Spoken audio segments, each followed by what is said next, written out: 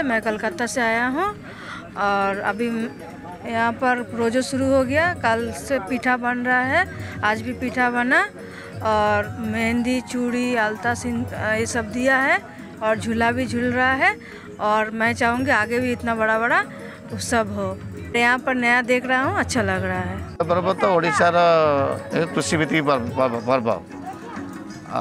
Actually रज पर्व coastal belt रे बहुत जोरसोर पालन हुए, जेहेतु पश्चिम ओडिशा रे पालन करा जाए नहीं, किंतु आमे ओडिशार सबुपटे सामान करने को चाही।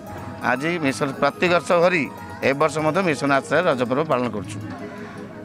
आगुरी आमर सब सका रज पर्व कहला लोक मैंने सब पोड़ पिठा, आरिसा, काकेरा, मिठा रेसीडेट मानक आम सब दौलू, कितु ए वर्ष अत्यधिक गरम सकाशे आम 5टा-6टा बेलू आरंभ करूँ। एम जो अंतेवासी मैंने अच्छा से सका गाधे अलता कुंकुम सब लगे नुआ ड्रेस परिधान करी टिफिन फिन कर सारापर लंच करी बर्तमान से एंजॉय कर रज दोली झुलुंट और नाच गीतर आशर कर मजा मजा।